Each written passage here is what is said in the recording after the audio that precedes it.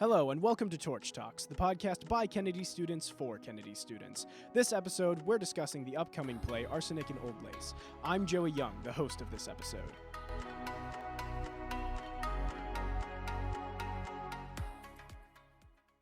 Hello, my name is Joshua Young. I am a senior, and I am playing the role of Mortimer Brewster in Arsenic and Old Lace. Hello, I'm Sydney Maxa. I will be playing Abby Brewster, one of the old ladies. I'm Ashton Nanke. I'm a senior. I'll be playing Johnathan Brewster, brother of Mortimer Brewster. I'm Alex Freytag. I'm a senior, and I'm the head tech of the show. Woo! Tech, yeah! Applause. Well, if you didn't know, it is called Arsenic and Old Lace. And the reason that it's called Arsenic and Old Lace is because arsenic is a big theme. There's a huge theme of poison. We can't exactly tell you why yet. I mean, we could if we wanted to, but we won't. Some people get poisoned. And Old Lace, because the main focus of the play is two old ladies who wear old lace. I think personally it's a very clever title. Just to kind of recap, both of them kind of have overlying themes with them. Arsenic just being that everybody has some sort of focus that has to do with death, a chaotic form of some sort. Everybody has a goal by the end of it, and most of them have to do with a really chaotic ending. Tying the two themes of arsenic and old lace together, I believe they contrast, because arsenic, it is poison itself, and you don't typically relate that to old lace, which you would relate to old grandmas, which is exactly what are in the play. So it provides a nice contrast, and I enjoy it quite a bit. I think the title itself, it being Arsenic and Old Lace, gives it a very almost intellectual, scientific vibe, which I feel the play in itself contrasts with its very chaotic elements and boisterous characters. The preview is on Wednesday, and the performances are Thursday, October 17th, Friday, October 18th, and Saturday, October 19th, all at 7 p.m. in the Kennedy Black Box Theater. So this play, the entire theme around it, all of the plot lines are connected in one household of two older sisters. They get up into their own wacky situations that their closest nephew, Mortimer Brewster, with their other two nephews, they all figure out everything about each other. And it's really about more focused on Mortimer and his kind of spiral into madness as he figures out all of the secrets of the Brewster household. What I think the coolest part about this play is that there's not a whole lot, there's no setting change. It's more focused on the drama that comes from the outside into the house and through the house over a span of 2 days, which gives it a fast pace feeling, which is I think really cool, because it allows people to play with the space more and figure out how to make themselves the most comfortable in this house. What is your favorite part about your character?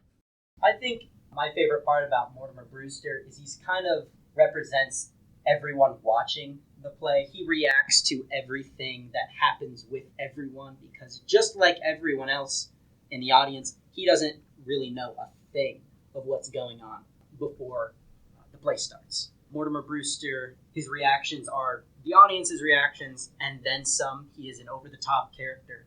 Mortimer Brewster is a theater critic, which is ironic because he is in the theater while this is taking place. And not only is he dealing with a lot of problems that no person should ever deal with or discover about their house,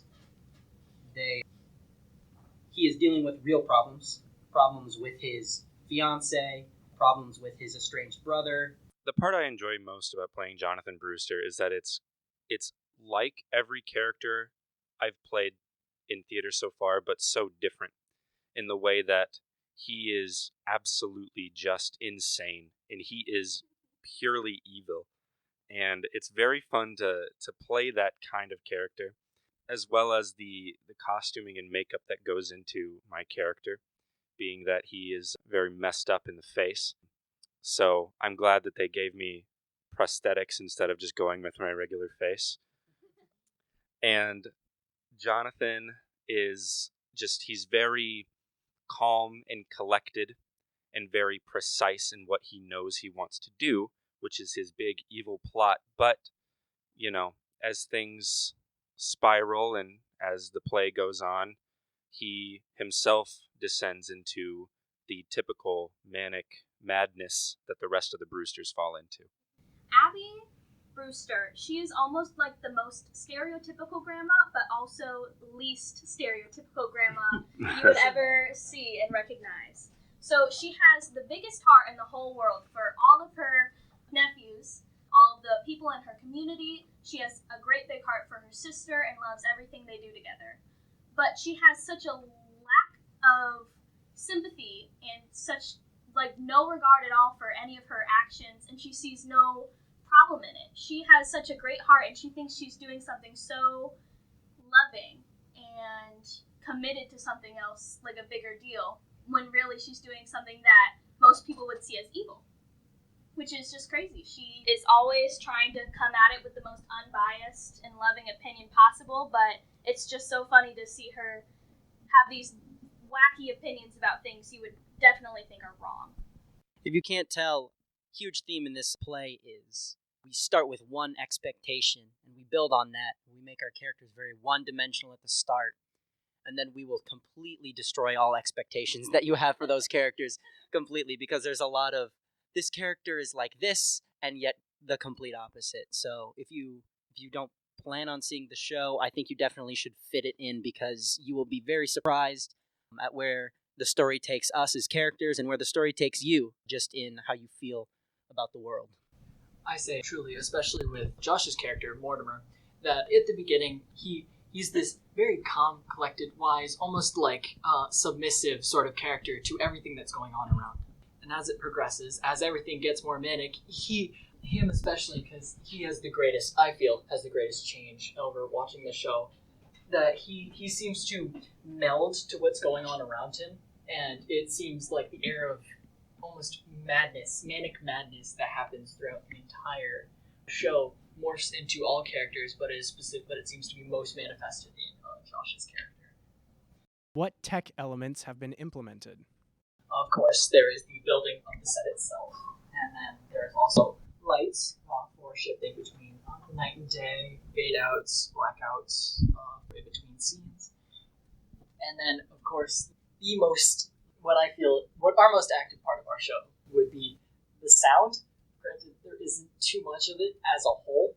A whole lot of the tech elements was for building the set originally. Most of the props work and stuff tends to come from actors coming on and off stage using the props, rather than it is tech bringing the elements in, because there are no changes in setting, because it all takes place in the same house. And adding on to that, I give tech huge props, because the fact that we have an identical set, and when I say identical, I mean the exact same set that Crimes of the Heart used, yet looking at it now, it feels like a completely different house, a completely different place. That's just very commendable. I think that's really cool. And another huge props to the tech, because not only did they give us a basic structure for us to reuse and make different for Arsenic and Old Lace, but they also gave us props and a setting to help us really shine as actors and give our characters more depth and more purpose. And sometimes what an actor can say 1,000 words, but a tech person giving me a prop can help me say more than those 1,000 lines that I can have, which is really amazing. So props to Alex. How do you feel about the costumes this show? I'd say I look like a college professor who is trying really, really hard to look cool, which kind of goes with my character. He's definitely an uptight, obviously a little obsessed guy who's trying to play it cool all the time. But our costumes definitely have a big part of our characters. They reflect something about us. Even colors used have different themes within our costumes. I really enjoy my costume for Johnathan, because as I said earlier, he's a really truly evil character, and the costume really reflects that. I come in with a big black trench coat and like a fedora. I have a blood red tie, and instantly I look like someone who's intimidating. And I think I have the most unique costuming based on the fact that I will have prosthetics on my face. And that'll be something very interesting that I haven't seen anyone do for a while on the Kennedy stage, like extreme, modification in that way. So that's something that I'm pretty excited to see how it pans out with the audiences. I just have to give the biggest props in the world to CJ. She has created this entire ensemble look of just these beautiful 1930s, 1940s outfits that have so many different underlying themes and emotions that bring out in people that you really can't tell if you don't focus hard enough. Every little thing about somebody's costume has a different type of meaning or something that instills something inside of you. The old women, we both have costume changes. We have a funeral outfit that we put on, and then we also have lighter day clothes. Both of them are so stereotypical for older women in this time, and it just makes you feel almost empathetic for them. They look like lonely old women. And Johnathan, he looks like a scary man. Mortimer looks like this boring guy that you don't want to pay any attention to. It's crazy how much you can feel about somebody just by looking at somebody. And us techies, we wear black from the audience and the actors. It's wonderful. How do you feel about the actors' costumes? Do you think they fit the characters? I really do, and especially after Josh pointed out the fact that the colors seem to play into each character. It's not something that I noticed, but it's something that after he said it, I even wrote it down on the whiteboard to him. I didn't notice that, but that really stands out once he did it. How Josh's character is very bland in trying to look cool. Both Sydney and Joy look like old women, but like this shift from the different costumes. And Ashton's just looking dark, broody, and evil, and kind of edgy. I love it all. So sort of like a mobster Quasimodo. That is really accurate. That's very good. I love that. Just another thing, too, I know we don't have any ensemble members in here, but all of those people, they have been costumed specifically to have only grays, browns, and blacks. So the only people who have any sort of color on them, anything that's a little more scary or has more of a vivid personality with their clothing, are all of the Brewsters. And it's just something really cool to look at all the different patterns of, okay, all the old men are wearing this, all of the younger people are doing this. All of these patterns are in there, and it's so cool when you find them. How has the overall atmosphere been for this show? The atmosphere has been actually really great. I've had a lot of fun working in this show. Everyone's become a lot closer, I feel. And, already going in with quite a few really good friends helped a lot. And with Caleb directing, this is his second show.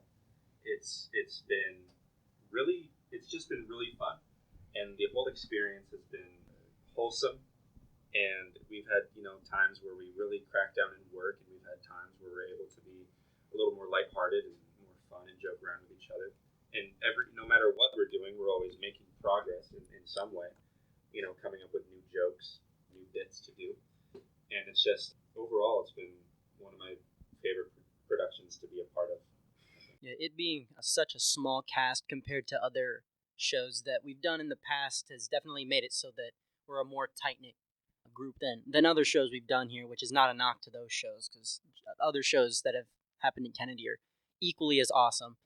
But I really like this one because not only do we have a big group of experienced people coming in who have been in other shows and have that kind of level of kind of understanding what's going on. I wouldn't say professionalism, but we definitely treat it like we have a commitment to a show, and we're going to put it on, and we're going to do the best we can. And the more experienced members are definitely showing the lesser experienced what to do during rehearsal and how to treat a scene partner. So it's definitely a learning experience, and I just like where the general chemistry that our entire group has.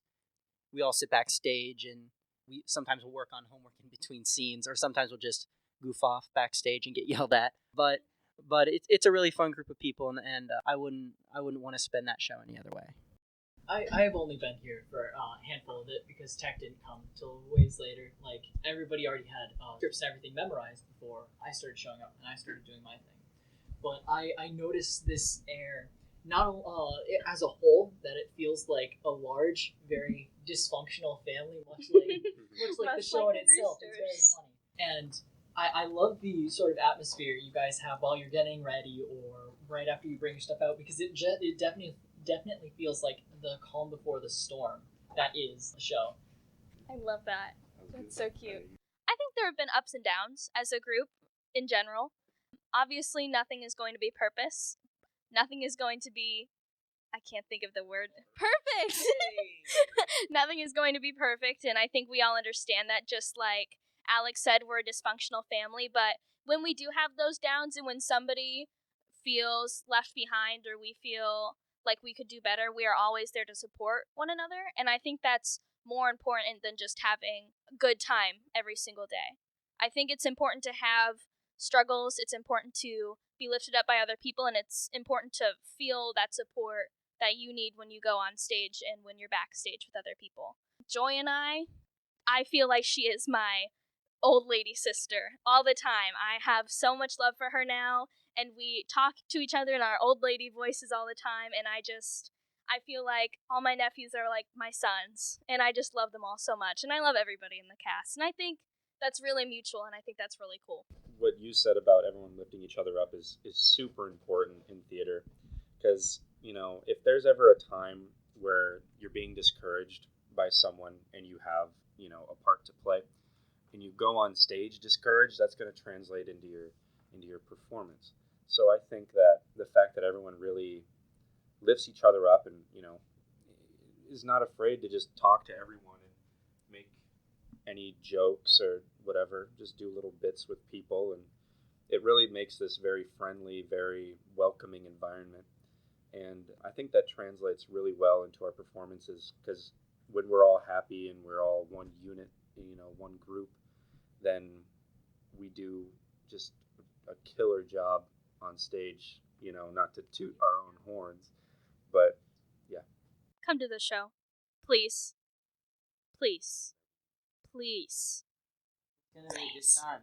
It's going to be the best time. Josh will cry if you don't come to the show. I will cry if you don't come to the show. And the space we're performing in is the black box, which is really cool because at times you'll be 10 feet away from the actors, and sometimes you'll be like 2 feet away from the actors, which is always going to be really fun. Ashton and I have a lot of scenes together where where we're yelling at each other or something, because we don't really like each other in the show, and I don't really like the way he's looking at me right now. I mean, what is this? What are you doing? But if you just really want to enjoy your night, come to the show. It's going to be a really fun time. You'll laugh, you'll cry. Probably not the second one, but hopefully the first one. You'll hear me scream a lot, probably way too much to be healthy. If you see Alex, good for you. You have like the sleuth eye of like doing a "Where's Waldo" find. It's like, where's Alex? I don't know. He's a techie. You can't see him. Which means he's doing his job. You can see him, he's not. Yeah. And first time I sat in on the show, before they had like gotten to the point where they are now, I had side-splitting laughter. Like, it genuinely hurt. It has, granted, I can blame it on myself being crippled. It's genuinely a hilarious show, and probably one of my personal favorite when it comes to the comedic portions of a show. See, at least you can laugh. I have to keep it. Yeah, we can't laugh. Sometimes during rehearsals, I'll see if I can get Ashton to break with like a weird face that I do on stage, or like something funny that like he doesn't expect that we've never rehearsed before. It works 73% of it. Yeah, that other 27% gets included in the show.